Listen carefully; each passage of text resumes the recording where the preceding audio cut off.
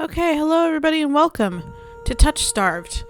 This is a demo for a visual novel, which has yet to come out. It's kind of been in production for like 2-3 years at this point. So we'll see if it ever comes out, but you and I are gonna look at the demo and have a good time at the demo. So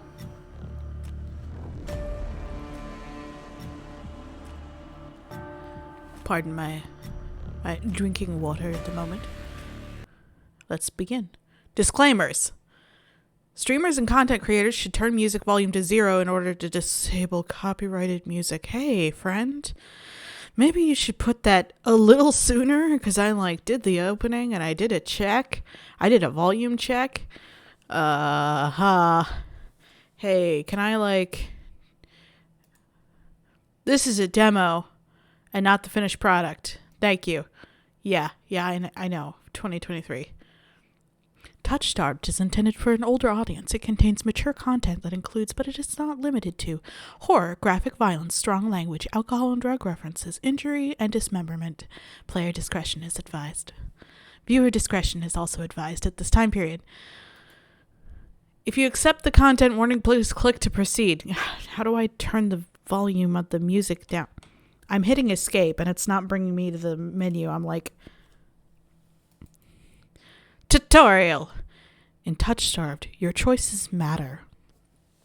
The decisions you make may result in unique dialogue interactions or even choices in red text, which contain exclusive content.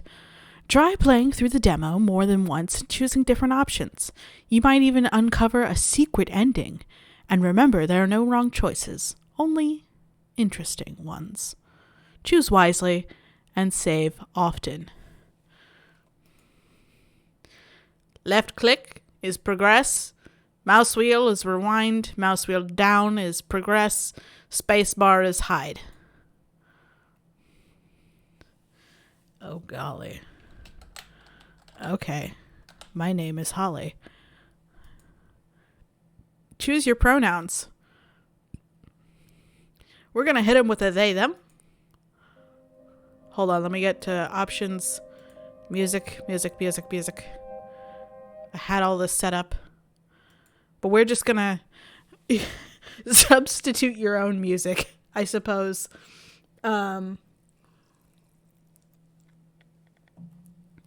This world began to unravel long before you were born.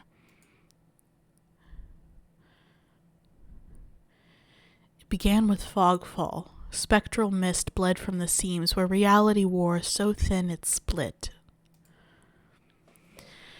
And from that fog emerged monsters, inhuman beings with unnatural powers.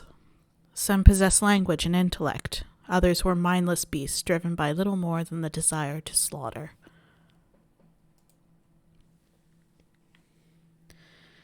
As cities fell and unrest spread, humans united in their fear, while monsters thrived in the chaos. And then there's you.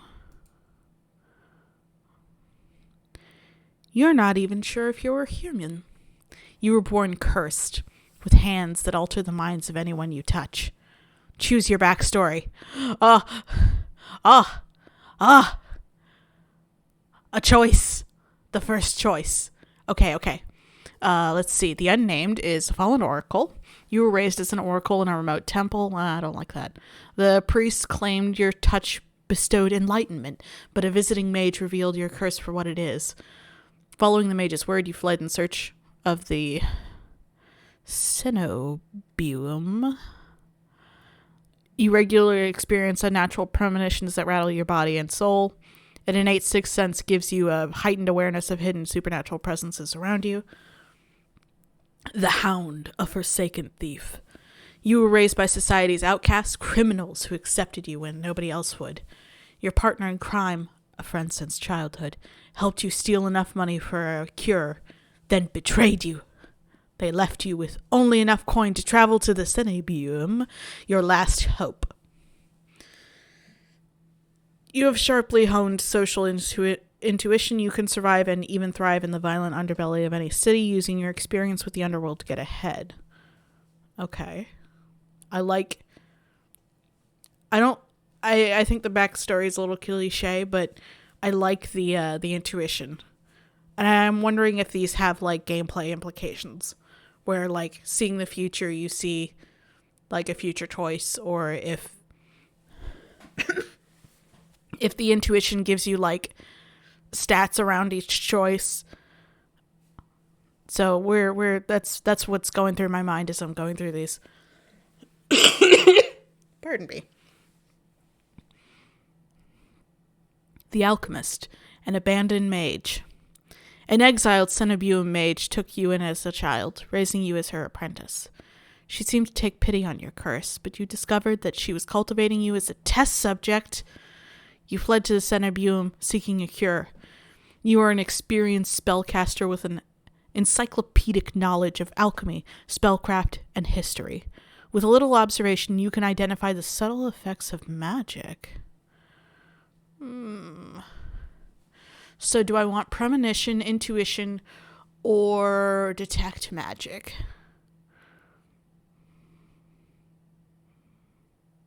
I kind of want detect magic because I like the backstory the most.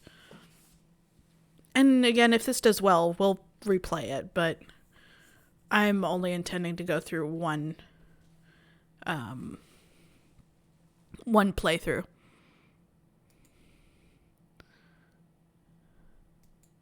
We're choosing the Alchemist. Your name is Holly. You selected they, them pronouns. Your backstory is the Alchemist. Is this correct? Yes.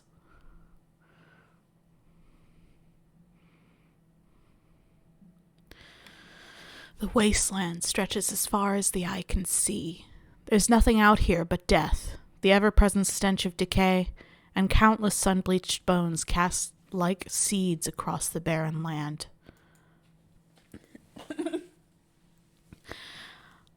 I could say death doesn't scare me, but to tell the truth, I'm desperate.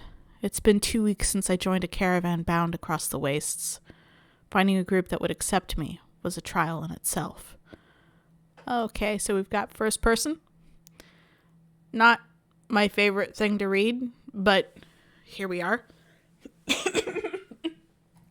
I write it, so like, I don't write it often, but my first novel is in first person, so As rations grew sparse and my canteen ran dry, I began to despair, but then I saw it.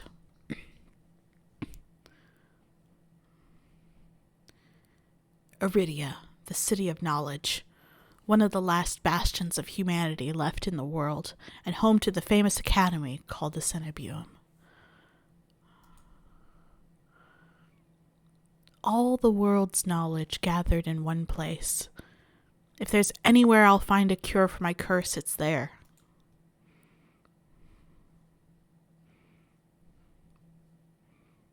I clicked. Okay, cool.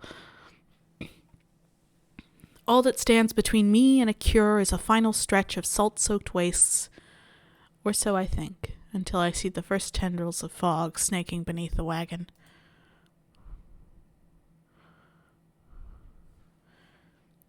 Is this fogfall? My stomach sinks at the very whisper of it, a silent storm more devastating than fire, dangerous in cities, but a death sentence beyond them. A thick blanket of fog engulfs us, smothering out the lantern's light. The wagon lurches to a stop. An eerie silence, heavy as the mist, falls over us. The only warning we get is a strangled scream. Stay back! No! The cry dissolves into wet gurgling.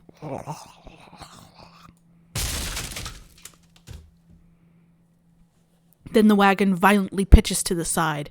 I hit the ground hard, the air punched from my lungs.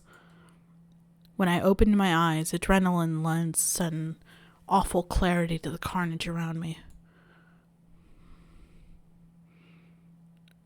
A trader I once shared bread with lies face down in the mud, their back reduced to long strings of torn muscle, gleaming gristle and exposed bone. Bodies litter the wasteland. I try to rise, but my ankle explodes with pain so blinding white blooms across my vision. Only when my eyes adjust do I see the dark shape in front of me. A soulless stoops over the twisted form of a caravaner. I freeze, but it swivels its head. A dozen bulging eyes twitch in my direction and blink as one.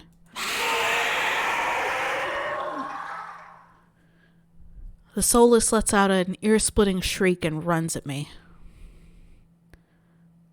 But right before it reaches me, the beast barrels past, vanishing into the mist. Distantly, a horse screams in the dark. I need to move now.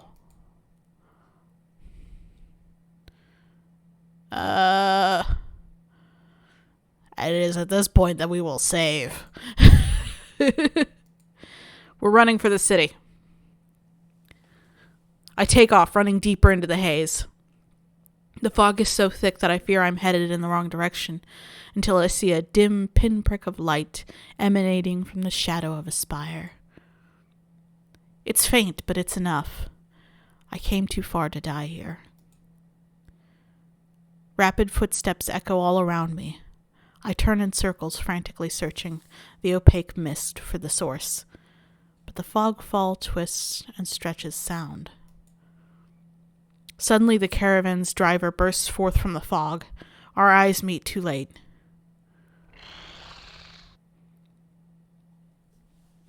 He slams into me, knocking me to the ground, and slips in a patch of mud. The soulless falls on him as soon as he slows. It catches the driver by his throat and rakes his stomach with razor-sharp claws. He comes apart like wet paper, spilling intestines and viscera in a streaming tide. Fighting the urge to heave, I claw frantically through the slippery muck for a handhold. Shit! My hand catches on the jagged edge of a rib jutting up from the water. Bandages unfurl around the gouge torn deep into my palm. The pain's quickly forgotten when a hand closes around my wrist. Can you stand? One of the travelers from the caravan leans over me. We need to run. They reach for my hand, and I realize too late that my bandages have come undone. No, don't touch me. The sensation of their thumb brushing the back of my hand sends a shiver down my spine. All it takes is one touch, and in the space of a breath, my curse takes hold. Their lips peel back into a deranged grin.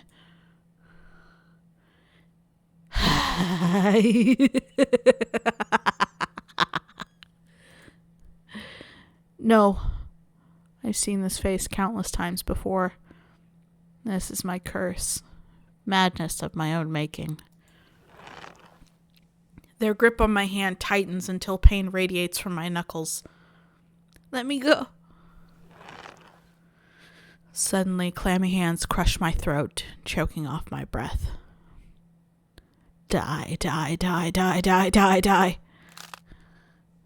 Spit bubbles at the corners of their mouth and flecks my face. The edges of my vision darken as my lungs scream for air. Considering there are monsters, I'm going to try to fight them off. Because I feel like if we scream, we will alert the monsters. Which might be what we need, actually. Now that I'm thinking about it, I'm like, perhaps a monster killing... Well, we're fighting them off. My nails gouge deep into the traveler's wrist, but no matter how much blood I draw, they don't flinch.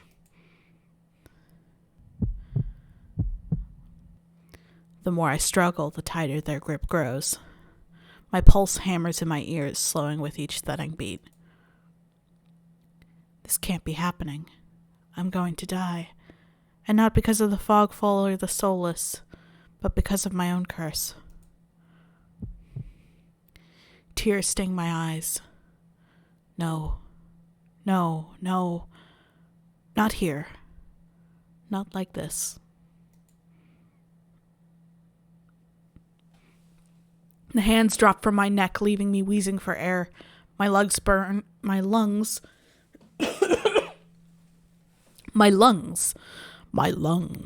burn with each ragged cough. Speaking of which, my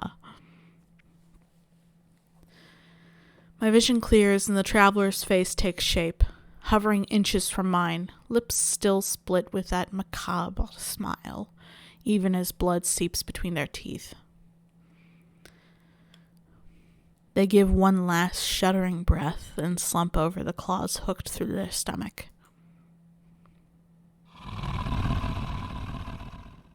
The soulless shoves the body aside, and the glowing eyes studying its leathery skin thin as though grinning.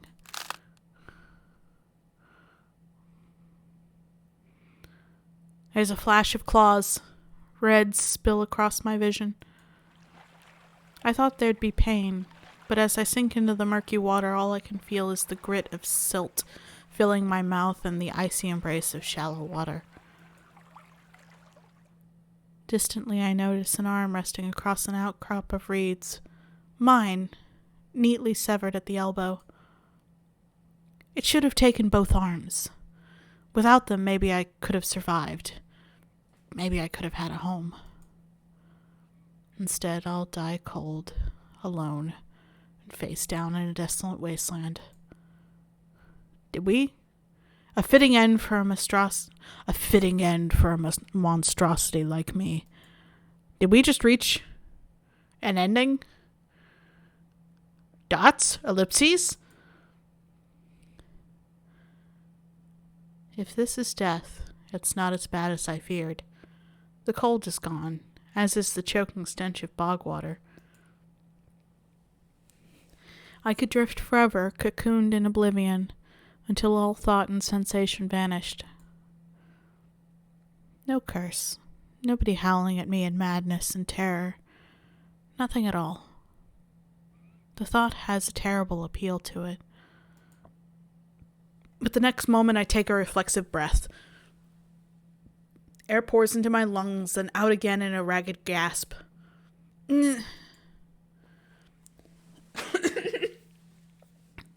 Feeling comes flooding back. Warm cloth on my bare skin, a firm surface underneath me, a strange tang of sulfur in the air. Do not be afraid.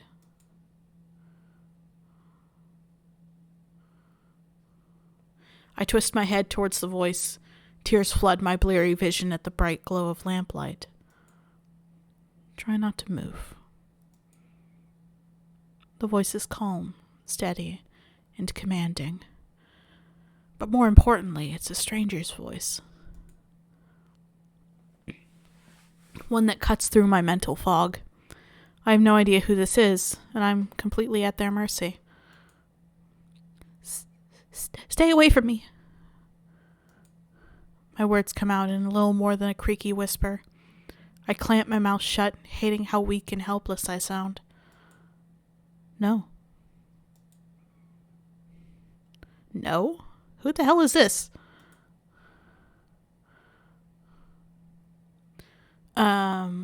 Sit up. I manage to push myself up on one elbow, but my head swims and my surroundings give an alarming lurch. A stubborn patient. I don't have the strength to dignify that with a response. Instead, I pull the sheet up higher and wipe my eyes until my vision clears.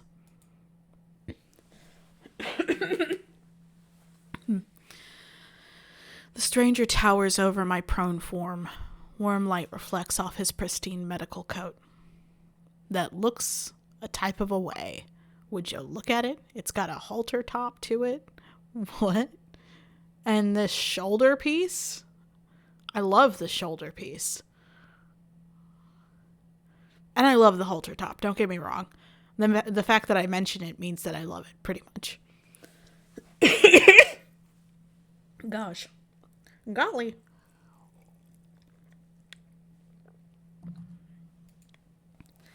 I instinctively shrink back, and that's when I notice that I'm completely naked, except for a thin linen sheet. Naked, lying on a low cot, with a pair of sharp golden eyes watching my every move. The man's gaze flickers to my exposed, unbandaged hands. Hands, plural? Hands, plural? I thought I lost an arm. I plunge my hands under the sheet to hide them from sight, though it's too late. He must have noticed what they look like. Strange.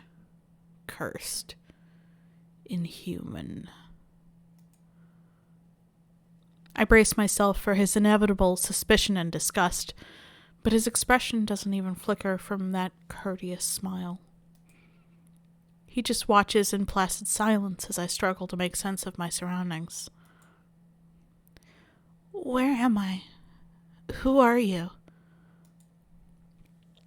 Be calm. You are safe here. Whoever this is, he clearly has no idea who or what I am. I've never been safe anywhere. With anyone.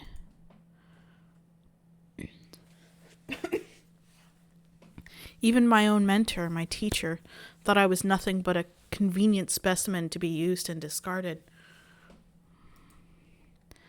I scowl, pulling the sheet protectively around myself. Where are my clothes?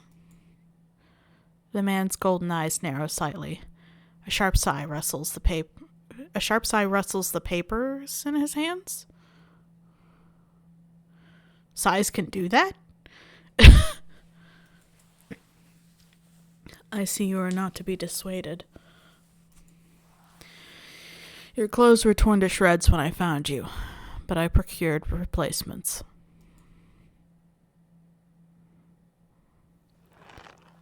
With a soft creak, he stands from his chair, giving me a better view of my surroundings. I seem to be in some sort of medical clinic. Bottles of silvery alchemical concoctions line the counters in neat rows. The air makes my nose twitch, a faint whiff of smoke, something distinctly metallic that I can't quite place.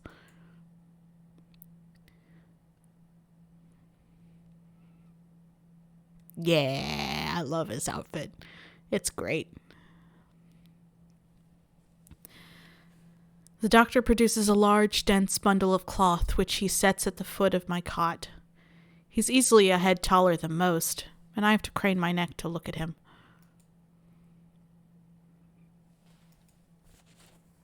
Thank you.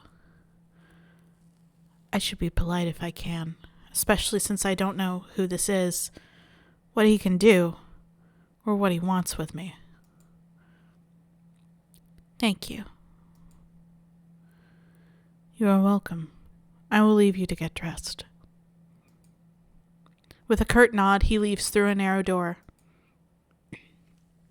I hear a soft click as the lock turns behind him.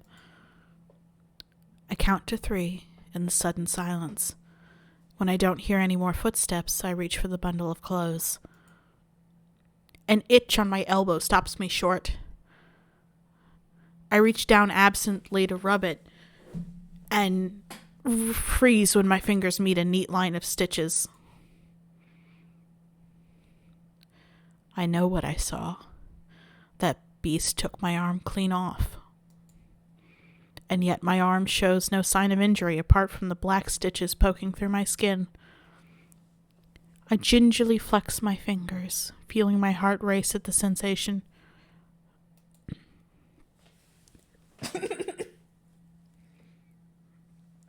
This is impossible.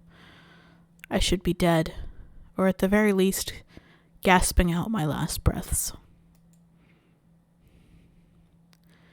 I squeeze my eyes shut, waiting for the pleasant dream to unravel, to wake up bleeding out in the swamp. But nothing happens. The seconds tick by, and my arm remains resolutely healed, my surroundings pristine and quiet. In numb disbelief, I reach for the replacement clothes and begin stiffly pulling them on. They're thicker and warmer than mine were, with a black woolen cloak to go with them. But there's one thing still missing. My bandages. The golden-eyed man didn't leave me with any, even though I know he saw my hands. I slide off the bed and take a few unsteady steps towards one of the drawers.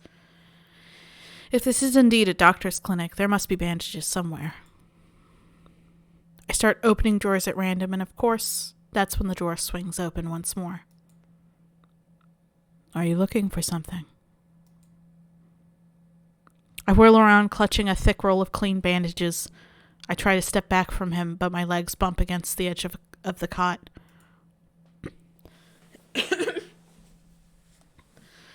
Your caution is understandable, though if I meant you any harm, you would know. That doesn't make me feel better in the slightest, but he makes no move towards me, so I quickly wind the bandages around my hands. The glowing scars and mottled skin disappear under a layer of clean white cotton. May I ask why you need additional bandages? I clench my jaw. I knew it would only be a matter of time before he asked about my hands, though the way he does it is strangely roundabout. Huh. So we don't have the option to be truthful, which is the first thing I notice. Say nothing and decline to answer look like the same thing. No, say nothing means saying nothing. Decline to answer is irrespectful. So let's be respectful while we still can. Well, that's a very personal question, and I don't really want to answer. Is that so? Surely you realize that I can only help if you tell me what ails you. An involuntary snort of laughter escapes me. Where would I even begin? Would he even believe me if I told him? No, best to keep my curse to myself for now. Learn more about him first. Who are you? You may call me Curus. And where exactly am I?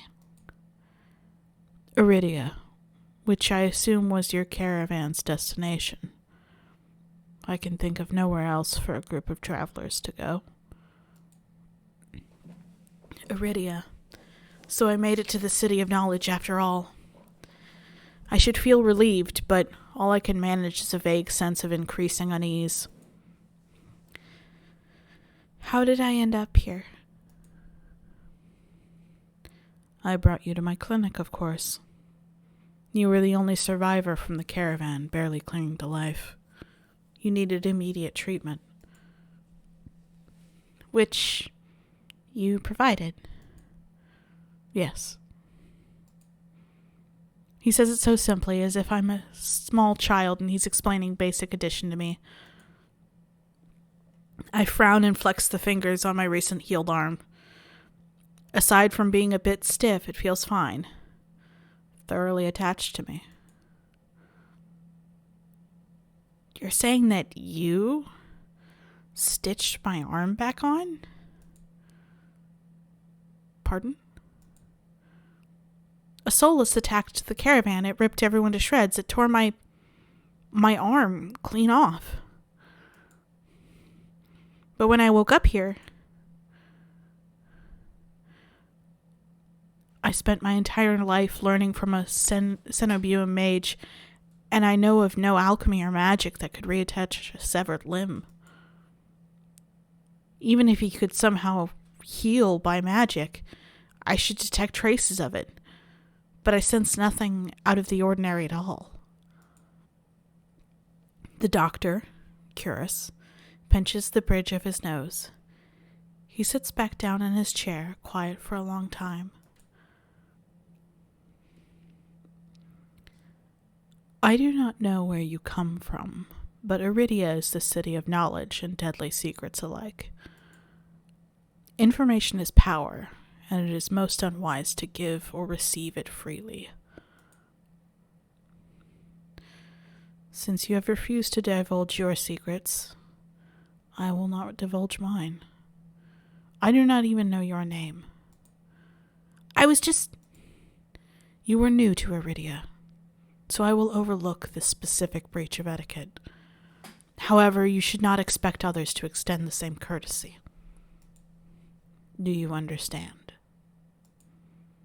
He looks pointedly at my freshly bandaged hands. Loath though I am to admit it, he has a point. I'm also a complete stranger to him, and if he's telling the truth, he saved my life. I take a deep, steadying breath. This time when I speak, I sound a bit more like myself. Holly. My name is Holly. It is a pleasure to meet you, Holly. There's a little more warmth in his smile, his polite demeanor back in an instant. Thank the man. Thank the man. Thank you for saving my life. I chance a smile in return. Even if he won't explain how he did the impossible, there's no doubt in my mind that I'd be dead if not for Curus. Think nothing of it. I'm not sure if he's being excessively courteous, but his words only raise more urgent questions. But I have to ask, why did you save me? You don't know me. The question seems to startle Curus. I could hardly leave you to die in the wastes. Assisting those in need is the very essence of a doctor's duty. I've never met a doctor who also handed out free clothes. My fingers find the edge of the cloak. There's a subtle but delicately embroidered pattern around the hem. I try not to think about what kind of price Curus might ask for such well-made clothes. No, I suppose not. Forgive my presumption. I rarely come across so fascinating a patient. I blink. What did he just say? I simply meant that few would cling to life so resolutely or bravely, such a perilous journey to Iridia.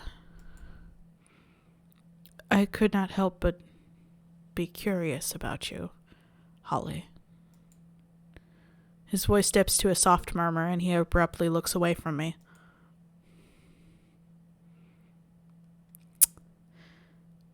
You know, the fact that there's no music, I might have to put in a request for them to put in, cause a streamer mode or something, because,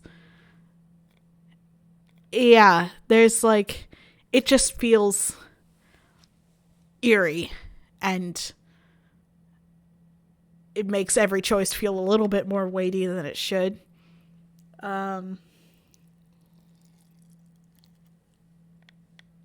Let's see. You're pretty curious yourself, or I don't know what to say to that.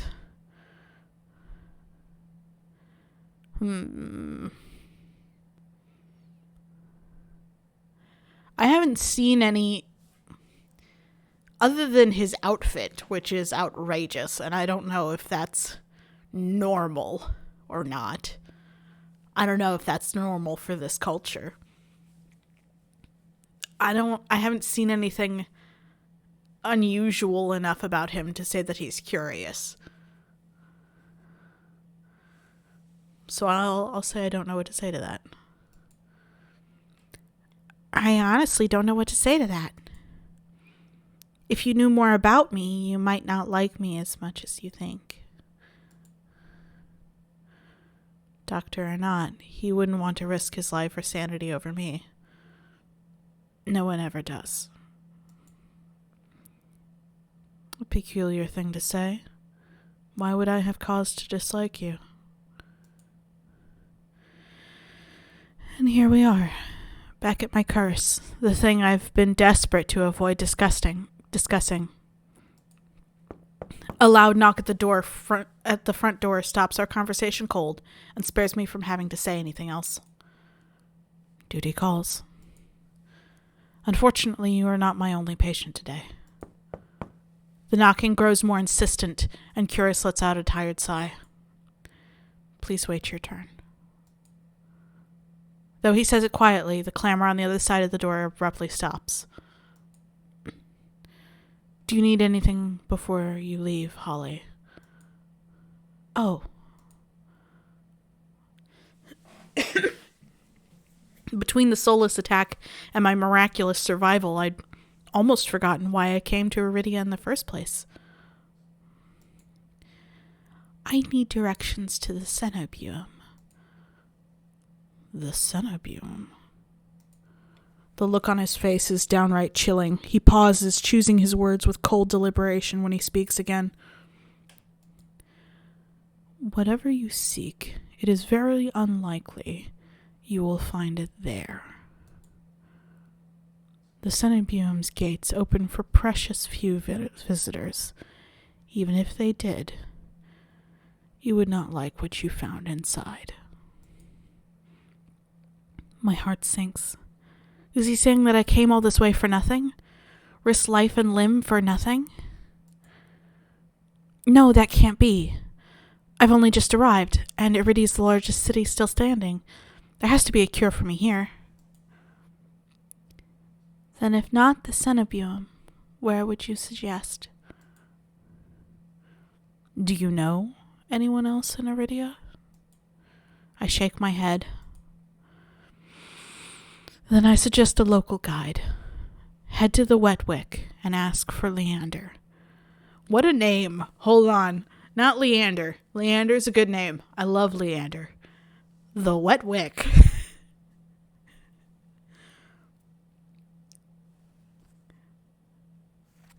Just sit on it for a second, and we'll see how we feel about it in a hot second.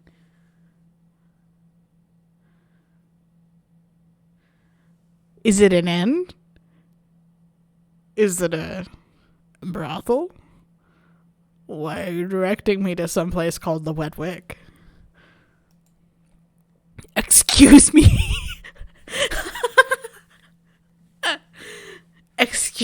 Excuse me? The wet what? The Wet Wick. He sounds deeply unamused. Follow the postings advertising Leander's bloodhounds. They are difficult to miss. When you meet Leander, tell him I sent you. That isn't much to go on, but Curious points toward the clinic's back door. You'll be safe so long as you do not draw attention to yourself. That's easier said than done. I've always been a magnet for the worst sort of attention. If you require my assistance, you may return whenever you wish. Though he's smiling, there's a note of finality in his voice. Resigned to my dismissal, I slip out the back door. Oh, finally. Background noise. I find myself standing in the narrow and rather gloomy alley. I pull the new cloak up over my nose, stepping over the contents of chamber pots that have been emptied into the street. Something weighs heavily inside one of the cloak's pockets. My coin purse. Everything is still inside. Every last coin that I'd scraped together for the journey to Iridia. It doesn't even look like it was opened. There were so few coins to begin with, there probably wasn't worth anything stealing.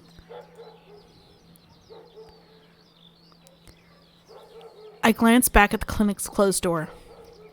Curious didn't take any payment. He didn't even ask for a future favor. But he also said that in Iridia, secrets are power. Does he expect me to give up mine at some point? That's not exactly a comforting thought. Still, no matter why he did it, Curious gave me a second chance and a lead on where I might find help. I'd better get going before he changes his mind. I squeeze out the alley and into the crowded main street. The line outside Curious's clinic stretches down the road already. Two thin peddlers queue alongside weathered elders. If any place is in desperate need of a free clinic, it's this one. The cobblestones are treacherously rough under my feet, deep grooves worn between them by regular flooding and decades of hard use. I knew Iridia was a river city, but I didn't expect it to look so eroded. The buildings are tired and dilapidated, all crammed together in narrow streets. A child darts by, clutching something greasy wrapped in paper. The smell of fried foods drifts over me. My stomach gives a faint gurgle. This morning's catch, fried up, hot and fresh. Not too many eyeballs today. That sounds disgusting. But I'm starving, so I duck my head under the stall's grubby awning. A large fish leers up at me, its 3 bulging eyes still visible through the thick layer of crispy batter. Aha, so we're going the dredge route today. The vendor gives me a gap-toothed grin. What's the cheapest thing you got? The vendor points at a metal basket of what looks like long strips of savory fried dough. Fresh along, lads. 3 copper apiece. Don't burn your mouth. I took the coins out, counted them gingerly. At this rate, I might not even be able to afford dinner. Reluctantly, I drop the payment on the counter and take my meal. 2 streets later, I pass under a wrought iron archway adorned with dangling garlands of red and pink lilies. The buildings in this quarter are a dizzyingly riot of color, painted walls and tinted glass everywhere I look. Sheer red and pink curtains flutter in open doorways. Musical voices calling out invitingly. Incense mingles with the pungent scent of flowers, barely covering up the salt and musk of warm bodies. Hey, friend. I wonder what the Wet Wick is. This must be Iridia's entertainment district. I'm polishing off my food and dusting the crumbs from my hands when I spot a poster. It features the silhouette of a smiling man wearing a single dagger-like earring and the word Bloodhounds printed above his head. A motto, as above, so below, circles the artwork. If Leander is the leader of the Bloodhounds, then the face printed on the poster is likely his. I follow the line of identical posters around a corner and nearly hit my head on a precariously dangling wooden sign. Looking up, faded orange letters read, The Wet Wick. The facade of the building looks like it's seen better days, but I hear faint music and laughter coming from inside.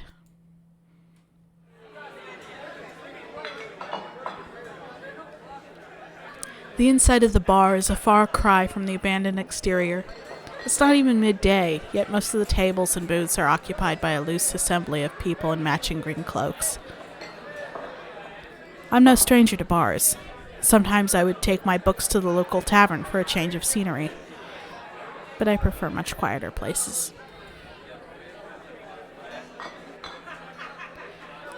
A cursory glance doesn't turn up anyone with a dagger-shaped earring. I'm about to head towards the counter when a chant rises from the center of the room. Show! Show! Show! The remaining green cloaks abandon the bar and their booths to rush towards the center of the room in a sudden torrent. There's no time to move out of the way. I'm caught, swept up in the ale-stenched current. Hey! Rhythmic chanting drowns out my voice. I thrash, throwing out my elbows as the press of bodies grow heavier. My hips knock into a table. I grip it, holding on tightly to steady myself. But the crowd has stilled. The chanting stopped. A pair of gilded boots stride across the tabletop.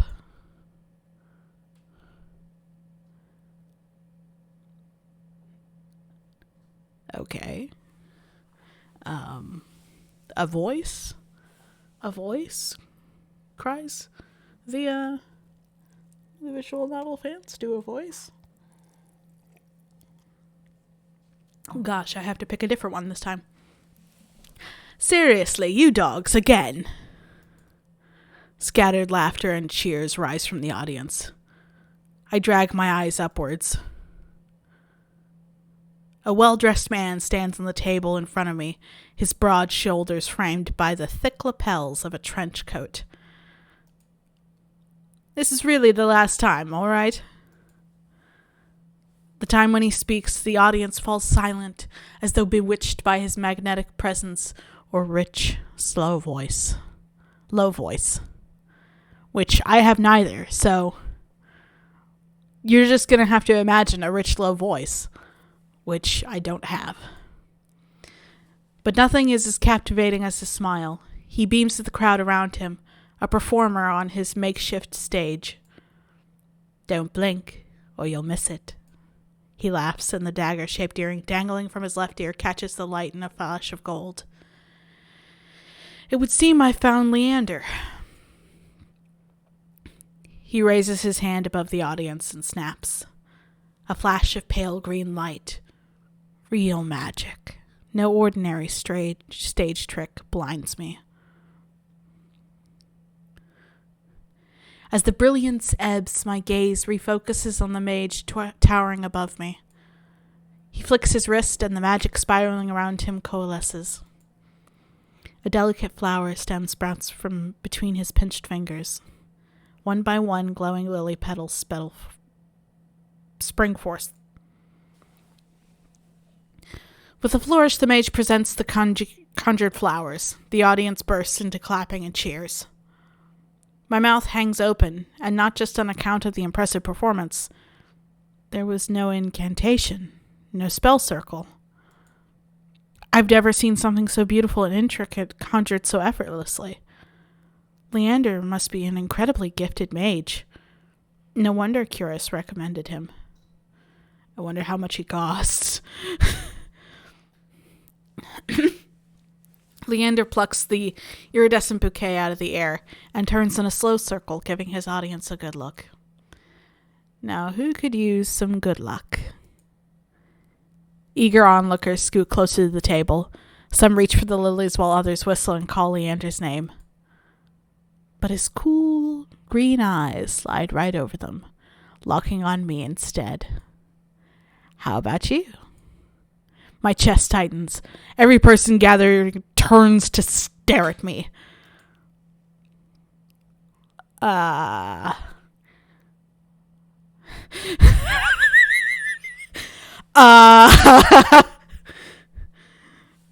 assume refusing the flowers is kind of rude, and I am nothing but a polite, cursed individual with magic hands. That's the vibe I'm going for. That's the vibe we're staying with. So we'll take the flowers, but we'll also get mauled by every single woman in this joint. I reach out, all too aware of the way my fingers tremble as I carefully take the flowers from him. There's no weight to them, only a faint warmth that radiates from the stems. As soon as the flowers leave Leander's hand, their light dims.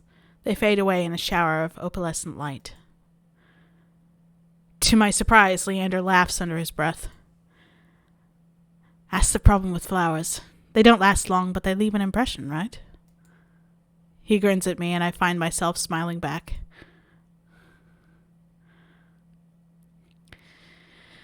Leander steps off the table, dropping among the excited crowd with an audible clank. All right, bloodhounds, get back to your drinks. Show's over.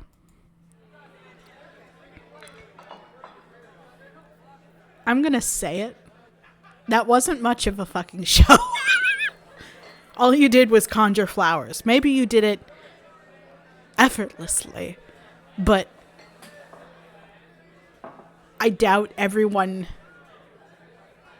thinks that's cool. It's fine. It's fine.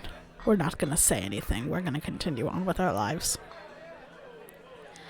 The green cloaks disperse at his command, returning to their tables and booths. Before I can make my way towards Leander, his eyes find me. He gives me a friendly wave, then beckons me over to the crowded counter. I manage to squeeze beside him, but there's so little room that his broad shoulders press against mine. I tense, but he doesn't seem to mind at all. Is this your first time in Iridia? He says it lightly with a genuine air of curiosity. Do I stick out that much? No, but I'm certain I'd remember seeing a face as lovely as yours around Lowtown. Okay. Okay. My eyes flicker to the polished countertop. I'm not used to flattery, and being this close makes eye contact difficult. As if on cue, the bartender approaches us. What can I get you? Surprise me and add anything my friend wants to my tab. I wasn't expecting the generosity, but I have to admit I do feel a little thirsty after all that fried dough.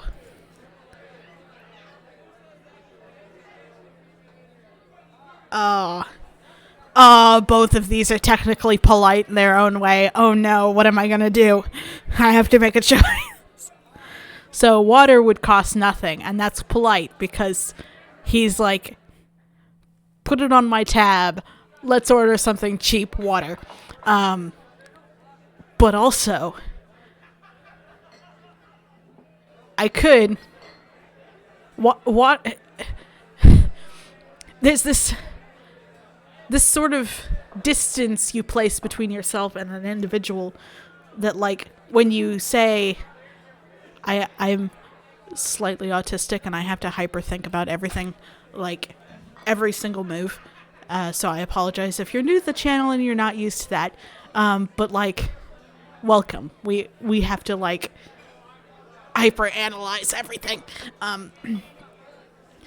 But like, there's this like unfamiliarity of two people when you go, yeah, I'll take water. I don't know. Maybe I'm being silly, but like, it feels more open and inviting to be like, I'll have what he's having, but also nobody gets anything for free in this city. We were told that information is worth something. And if he's trying to get information out of us, I don't know. This is the one that like lasts for several minutes at a time where I have to like, he's hot, okay? Look, all right. Bartender is standing there like, make your choice. And he's like, what's happening? But like, I don't want to fuck this up. Maybe we save here. We've saved. We won't ever use these saves, but it makes me feel better. I'll have what he's having. While the bartender leaves to fix our drinks, Leander leans his elbow on the counter. I'm close enough to notice the purple shadows under his eyelids. His eyes wander over me in return, but when they lock on my bandaged hands, a sour taste rises in my throat. Here come the questions. So what brings you to the Wick? Kira sent me. Oh, sudden mood change. He pushes his hair back from his forehead, but it immediately falls right back into place. So it's about work.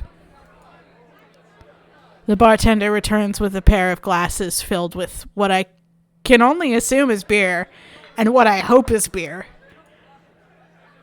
I raise my glass and give it an experimental sniff-snarf.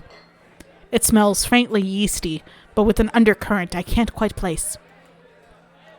A quick sip confirms my worst suspicions. It's awful. Somehow briny and sour in a way that reminds me of pickles. It's the vinegar. It's like vinegary beer. But any thought of complaining dies the moment I look up and see Leander taking a deep swig from his glass. He lets out a satisfied breath. How can I be of assistance? I need to get to the Cenebium. As soon as the word Cenebium leaves my mouth, the entire bar falls silent. Bloodhounds twist around in their seats to gawk openly. Finally, an especially drunk one speaks up. The hell are you bringing up the Cenebium in here? Throw him out. This is Bloodhound territory. The vitriol catches me off guard. From the angry looks thrown my way, it's clear I've broken some unspoken rule just by mentioning the Cenebium.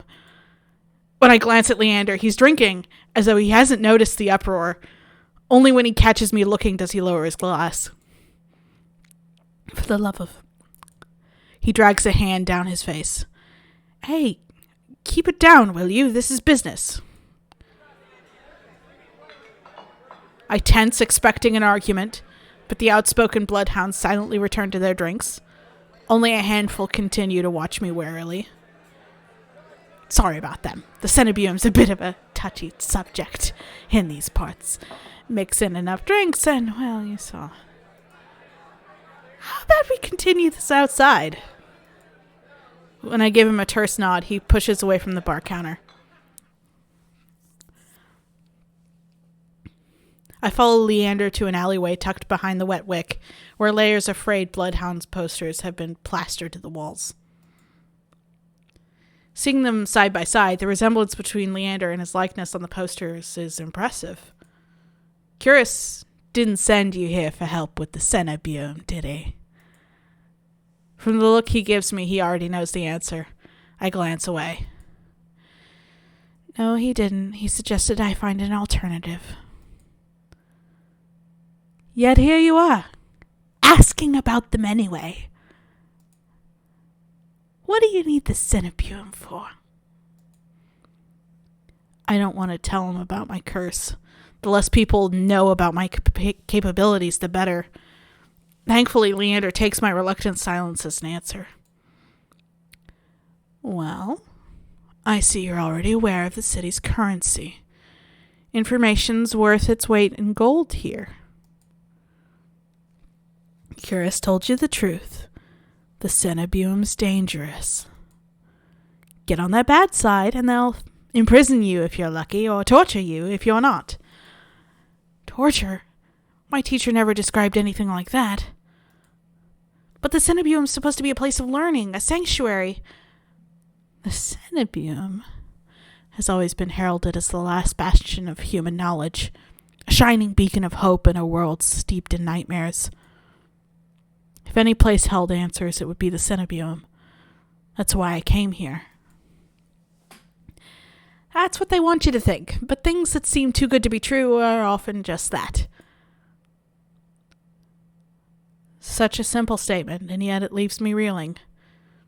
If it's true, if I staked everything on a lie, then what now? Leander clears his throat. But as I say, there's solutions to every problem and alternatives to every solution. He claps his hands and turns to me with a brilliant smile. That's why Curious pointed you to the bloodhounds. Let us help you.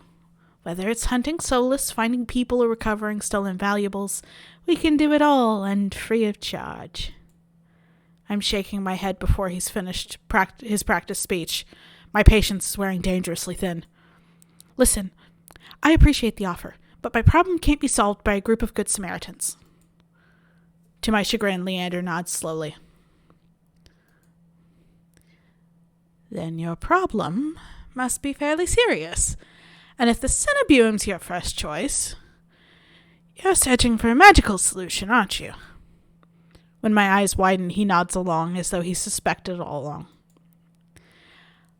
I'd be happy to help you out. That is, if you'll tell me what ails you. Leander might not work for the Cenebium, but if his show was any indication, Then he's even stronger than the mage who raised me. She couldn't do anything about my curse, but maybe. I'm silent, plagued by indecision. I don't know if I can trust him, but it's not like I have any alternatives. I hate to admit it, but this could be my only path forward. My confession comes out in a pained whisper. I'm cursed. Cursed? Oh, now I'm very curious. What kind of curse? Something ancestral or more recent? He looks me up and down, taking in my face, my eyes, and finally my hands. It's your hands, isn't it? I wait until I'm certain my voice will remain steady before answering. My touch is dangerous. It changes people, hurts them. Before I finish, Leander begins taking his glove off. He tugs his left hand free and flexes his fingers. Let's see it. He offers me his hand, and a prismatic flash of magic ripples across his palm, an enchantment for protection, but I'm already shrinking backwards. I can't. I don't care how confident Leander is. I can't bring myself to hurt him, to see his kind face twisted to a mask of madness. Believe me, this isn't an ordinary curse. I'll be fine. Perhaps where you come from, your affliction was strange and one of a kind. But spend a year in this city and you'll see 1,000 curses and thrice as many cures. Do you really think Cuirass would send you here if I couldn't handle it? How should I know? I only met him today. I'm as good as any mage in the set of you. Better, even. If they can help, so can I. You don't know what you're asking me. I'm asking you to trust me. I look from Leander's outstretched hand to his confident smile. Then, with a short breath, I begin unwinding the bandages from my hand. Fine, but if you lose control, don't say I didn't warn you. You can tie me up first if it makes you feel better. Oh, he's blushing. Blush check. We're blushing. With each joint I expose, I grow more and more certain that this is a terrible idea. Ready when you are? If he's bothered by the way my hand looks, he doesn't show it. My fingers hover shakily over his palm. 3, 2, 1. Just do it. Rip it off. Touch it. I tap his palm once as quickly as possible. It's barely more than a brush, but that's all it ever takes. When I look at his face, expecting to see the worst, Leander only grins. See? It can't be. This time when I reach out to touch Leander's palm again, he catches my wrist before I can pull away. I told you, there's nothing to worry about. We're blushing again after hand-holding, blushing at hand-holding. Okay, so when a game called Touchstarved slid across my dash, which weirdly enough came from my husband, who was like, this looks like something you play on your channel. And I'm like, yeah, it does. I was not expecting a hand holding to be what we blush over. But also, I'm loving that it's hand holding we're blushing over. He trails off when my thumb brushes the soft skin of his inner wrist. I search Leander's face for traces of madness, but his eyes remain a clear, soft green. Color rises in his cheeks, but he remains still except for the subtle bobbing of his throat. Neither of us speak as I trace the contours of Leander's palm, lost in an awareness I wasn't prepared for. I've been with other people, kissed them, been embraced by them, and more, but not like this. My fingers, long deprived by years of bandaging, pick up every single detail. The grooves of his palm, the smooth shell of his hands, his nails, the pulse of his heart. For as long as I've lived, I've never been able to hold someone's hand, not without dire consequences. I never realized what I was missing until this moment. While Leander's pulse is steady, mine is hammering as fear gives way to excitement.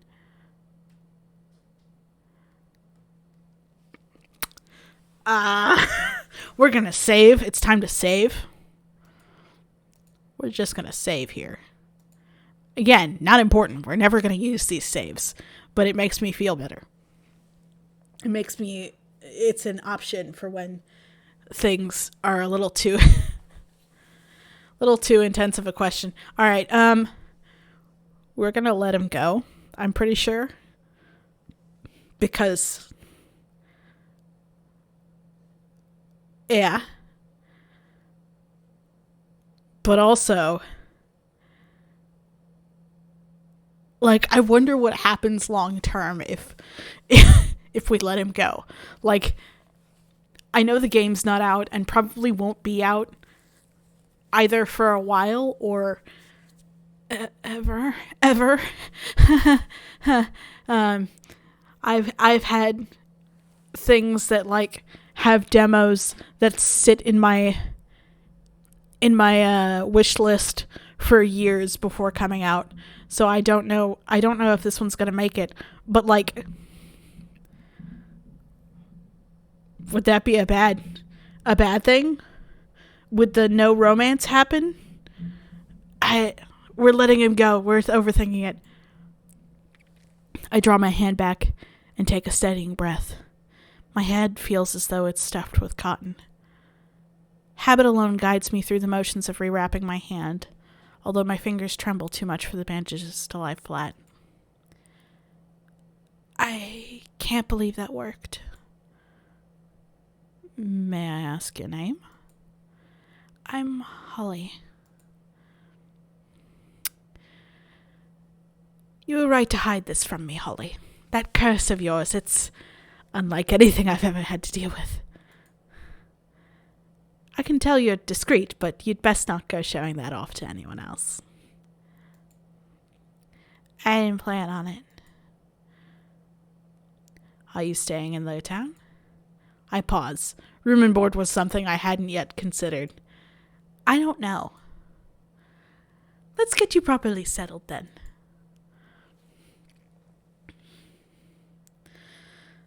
The Wetwick is noticeably quieter. Without their leader, most of the bloodhounds have dispersed, or in a few cases fallen asleep beside their drinks. Got any rooms left, or did my luck grab them all to sleep it off? The bartender, who I now realize doubles as an innkeeper, slides a key onto the counter. You know I always keep the corner room open for your escapades. Leander's laugh sounds slightly strained. And I always appreciate it, but you're mistaken. This is just for my friend Holly. Sure, stay as long as you like. You two have fun. Escapades, huh? Leander clears his throat, then holds the key out to me. But I hesitate. My coin purse barely holds enough for a day's worth of meals, let alone a room. How much do I owe you? Nothing. Bloodhound rates. My treat, since you shared your secret. Food, drink, a warm bed, anything you need. Carefully, I take the key from him. It's small, but weighs heavy in my palm. I never expected to have a warm bed in Iridia, let alone free meals. Thank you. Go explore, Holly. You'll find many roads in Iridia, each leading to different answers. But if you need a reprieve from what haunts you, come find me. Just be careful. I nod, taking one last look at the gleaming bronze key before tucking it into the pocket of my cloak for safekeeping. Leander gives me one last friendly wave before I depart. But what would have happened if we kept holding his hand? No. The secret ending. The air clings sodden and heavy. Without the morning crowd, the sunless streets look barren and bleak. Even the peddlers are long gone. Only a pair of crows remain quibbling over stale crusts in a gutter. I feel a ridiculous pang of envy. At least they've got reason to fight. I've never felt so lost. Curus and Leander both made it clear that the Cenobium can't be trusted. But I came so far. Endured so much. I need to see the Cenobium for myself, if only to satisfy my curiosity. I should have asked someone at the bar for directions before leaving. I'm really glad I didn't do that. Knowing how it went last time we mentioned the Cenobium in the bar. I'm about to turn back when a shadow passes over me. A cloud, I think, until a puff of hot breath trickles the back of my neck.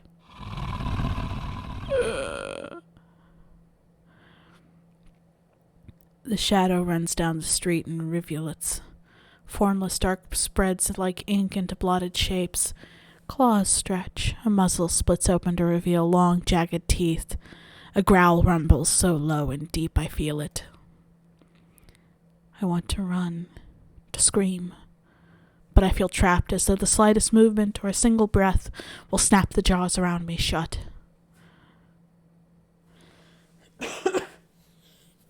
No, I won't let it end like this.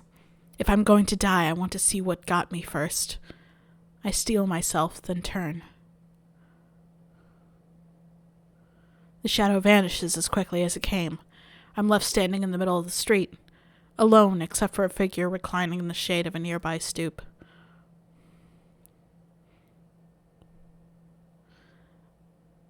Hey, Ike. That outfit. Friend.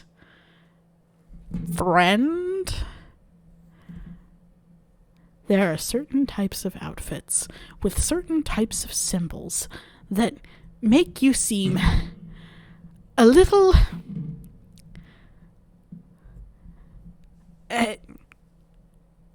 the freak flag is flying, so to speak. A monster. That much is clear from a glance. One that could nearly be mistaken for human were it not for the tuft ears the tail curled around his ankle. Or the dust-pink eyes with pupils that sharpen like needles when they fall on me. Our eyes meet, and the monster uncrosses his long legs. His hair gleams a shade of red that reminds me unsettlingly of blood, where it curls around his collared throat. Jumpy, aren't you? His tone is so light and carefree that I glance over my shoulder to make sure he's speaking to me. When I look back, the stranger props his chin on his knuckles and regards me with an inscrutable little smile. Didn't you see that shadow just now? It was massive, moved like a beast. Even as I speak, I'm aware of how ridiculous I must sound, but the stranger's smile doesn't falter. The only regulars I've seen are the Wix-drooling regulars. The only beasts I've seen. Though this did catch my eye. With a flourish of his hand, my in-room key appears dangling from his finger. It turns on its chain, glittering when it catches the light. My hands fly to my cloak's pocket, and sure enough, find them flat. He crooks his finger, beckoning.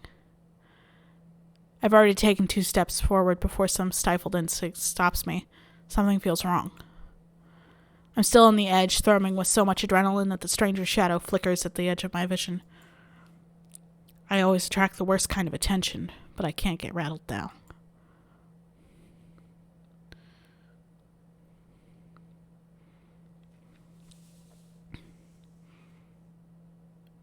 Where did you find it? How did you even find it? The key, I mean.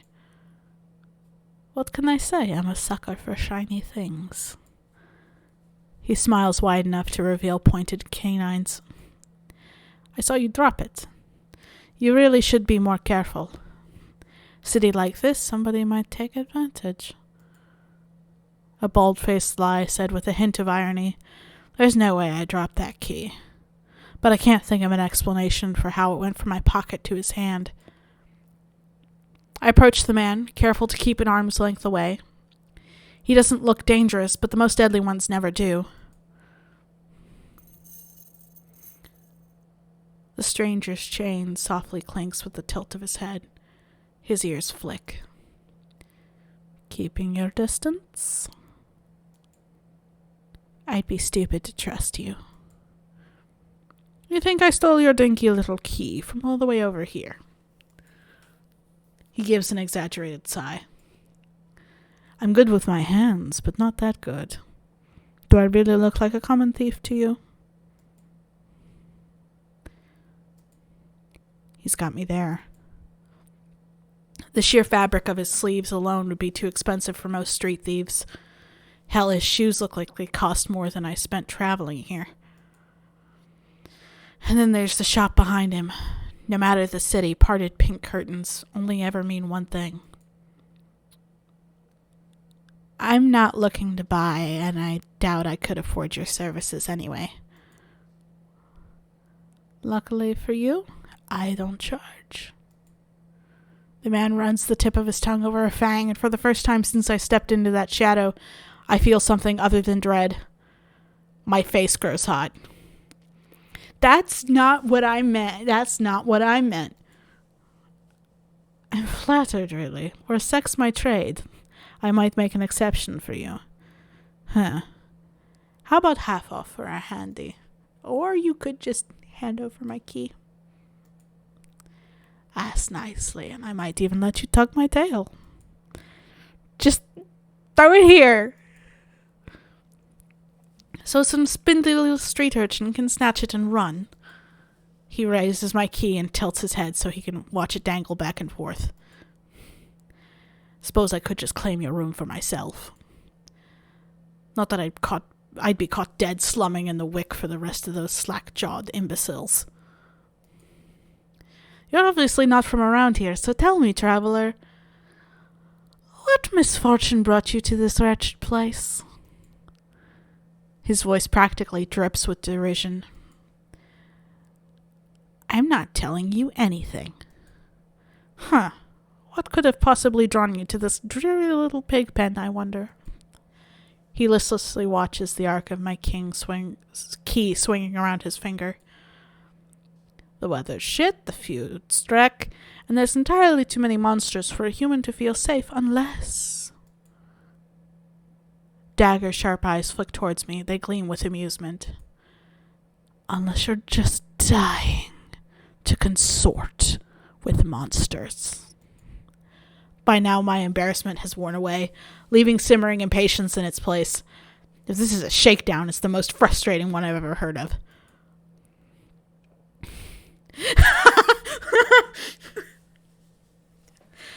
We're turning him down because I'm not a furry, despite being a bunny rabbit.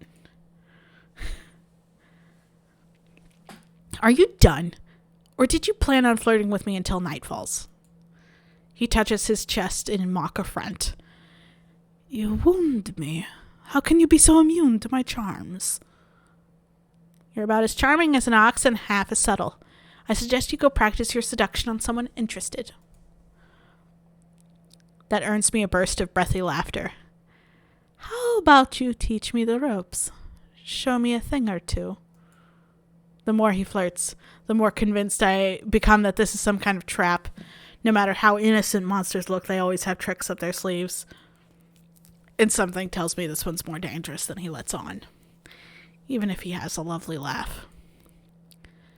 I don't know what you want or why you're messing with me. But I'm not coming any closer until I know you're not going to attack or bite. I won't bite hard unless you beg me. No matter what I say, he finds a way to twist my words into an innuendo. Even when I'm silent, he goes on as though we're having a conversation, not a standoff. Do you like dancing? There's a traveling troupe performing in Hightown tonight. Their lutist is utterly exquisite, truly a performance to die for. There's life in this dreadful place, if you know where to look. You sound like you know the city well. The man's gaze flickers from me to the key dangling from his finger. Naturally, the stump was little more than a miserable little smear when I first arrived. High town, low town. I know Iridia like the back of my hand. What about the Cenobum? Do you know where that is? His smile vanishes. Because I have not yet learned my lesson about running my damn mouth about the Cenobum. Surely you've seen that. That absurdly large tower looming over the rest. It's a little hard to miss. He must mean that spire I noticed when I first caught sight of Iridia. The Cenobum's overrated. Forget about it. I can show you things those stuffy boars in their elliptic tower couldn't even dream of. I've already got plans, thanks. Oh? Have you some pressing matters at the Cenobum? Lunch dates with librarians, tea time with the most esteemed abbess. That's my business. What's it matter to you? I square my shoulders and the amusement bleeds out of him. Your loss. The stranger, finally bored of his tedious game, extends his hand towards me. The key rests on his palm, neatly dividing skin and leather. When he makes no other move, I reach for the key. But as soon as my fingers graze smooth brass, his hand springs shut around my elbow. Hey! He yanks me down and I stagger, my soul slipping on the steps. For a sick moment, I fear my bandages will unravel under his touch. But he's careful not to disturb them, even as his fingers dig into my arm. I knew I smelled blood. You reek of death in the road. And that fucking doctor. His voice, once silken, lowers to a smoky growl. The shadows around him seethe and boil as he pulls me closer. And something else.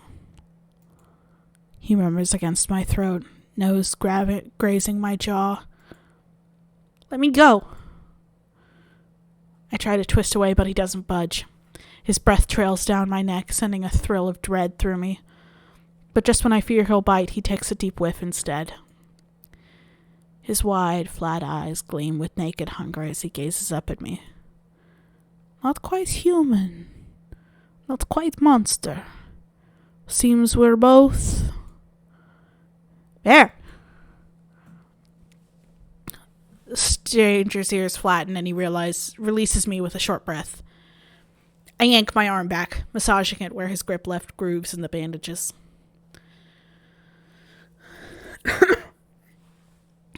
The stranger twists around to watch a woman duck out from the curtains behind him. Her Cenobum uniform is nearly identical to the one my mentor kept tucked away in her closet. I leave you for 10 minutes.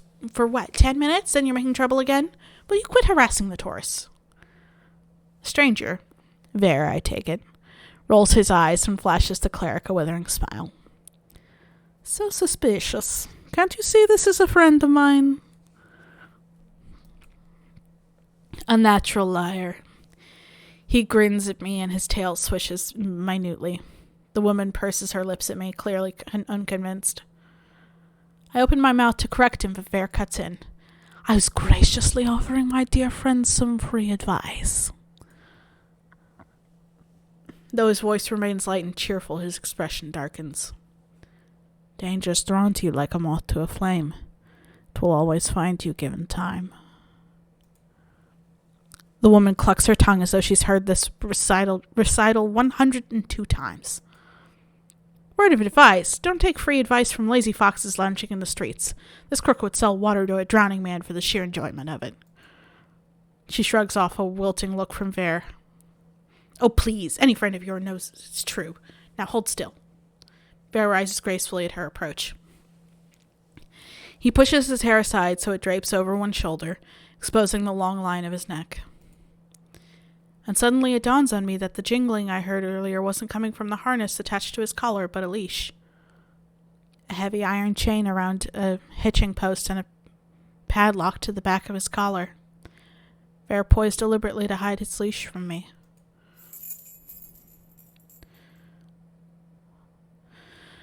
The woman produces a key ring from her pocket. She rifles through a dozen identical keys before selecting one and slotting it into the lock.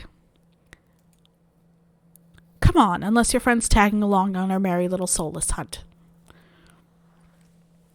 They're hunting for soulless inside the city? Words momentarily fail me. The woman regards me with a polite, if tight smile before marching down the stairs. Ver lingers. He stretches his arms over his head with a yawn, and I try not to stare at the way his stomach flattens when he arches his back. Your little secret's safe with me. Try not to get yourself killed, Ver hops off the stoop and bounds after the woman. His tail sways merrily, as though he hadn't just lied and threatened me. Did you try that thing I mentioned? The Loventian knot. That one where you try to take the 3 fingers and... Actually, don't tell me. Knowing you, it's disgusting. Ver's airy laughter echoes down the street. It's only after he and the cleric have vanished from sight that I realize I'm still missing something. Wait! Reflexively, I shove my hands in my pocket and find it. The room key. I pull it out of my pocket and raise it to the light just to be sure. A nagging feeling distracts me from my relief. I don't know what Veer's game was or what he wanted from me. All I know for certain is that the Cenebuum saw fit to leash him. A fate I could share, if that's what his vague warning meant. I let my eyes drift skyward, past the lanterns gently swaying in the breeze to the Cenebuum, faintly visible through the haze. Just one glimpse is all I need. Then I can put this all behind me.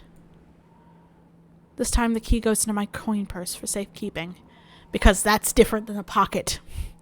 And that'll do it.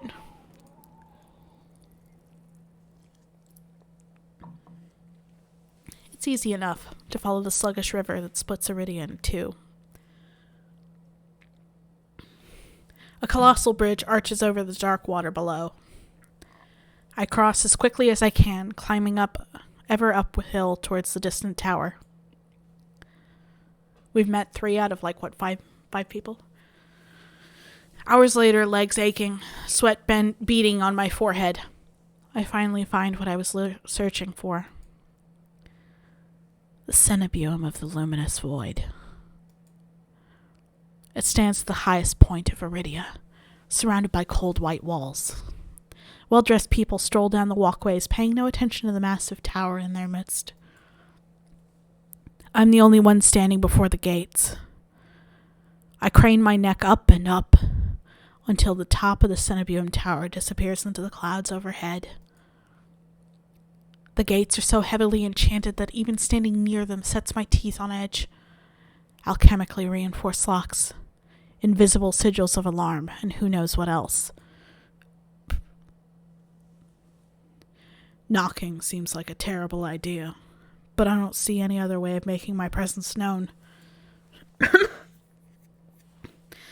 I'm halfway up the steps when something moves in my peripheral vision. A shadowy figure crouches beneath one of the white walls. They reach out and tug on a vine as if testing its strength. Oi, you there! The shadow vanishes as quickly as I spotted it, and a gaunt-faced man in a crisp charcoal uniform marches up the steps towards me. Ah, another tourist. Get out of here once you're done gawking. A dismissive wave accompanies his equally dismissive words, and he turns on his heel without even waiting for an answer from me. I look back at where I saw the intruder, but there's nothing. Just the leaves blowing gently in a cool breeze.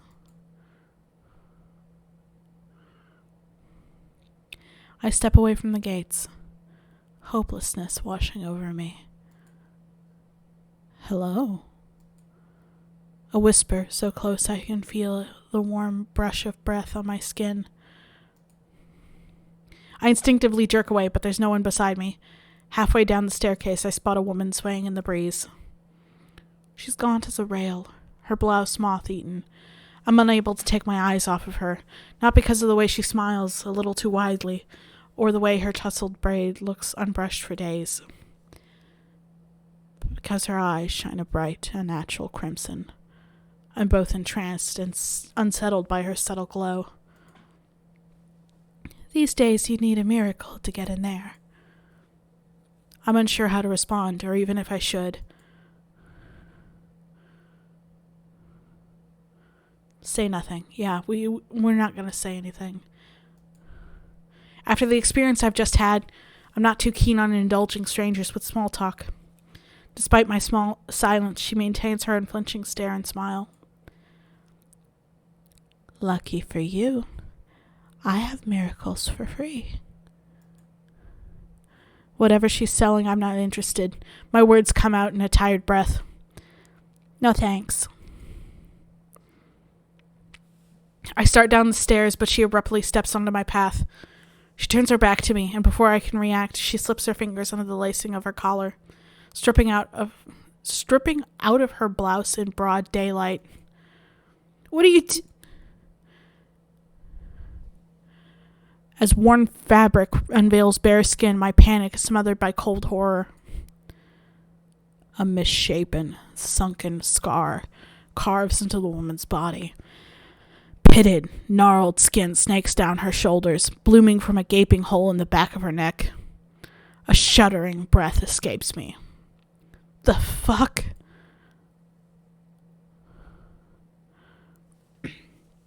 By the looks of it, the disease that afflicted this woman ate away at her spine, leaving her with a hollowed vertebrae at the back of her neck. I clicked. I didn't click good enough. How is she able to move or breathe? It's impossible. She shouldn't be alive, and yet the power to cure anything can be yours too. The power of the sea spring. The woman slides back into her blouse and deftly laces it up. If I've caught your interest, then follow me. It's only a short walk away. Without another glance, she leisurely strolls down the Centipede stairs, loose braids bobbing behind her. The edge of her scarf peeks out from under her collar. I stand there wordless until I manage to regain my bearings. It's a twisted miracle, but a miracle nonetheless. This could be the stupidest decision of my life, but what choice do I have? I take a final look at the Centipede shut gates, then follow her down the steps. And that, unfortunately, is what we have time for today. I will save, and this save will actually be used. But, yeah. If you like this, let me know, and we'll come back to it. If you don't like this, let me know, and we'll never come back to it. I like Leander. I think he's cool. I like Curus. I think he's cool. I don't really like Veril that much.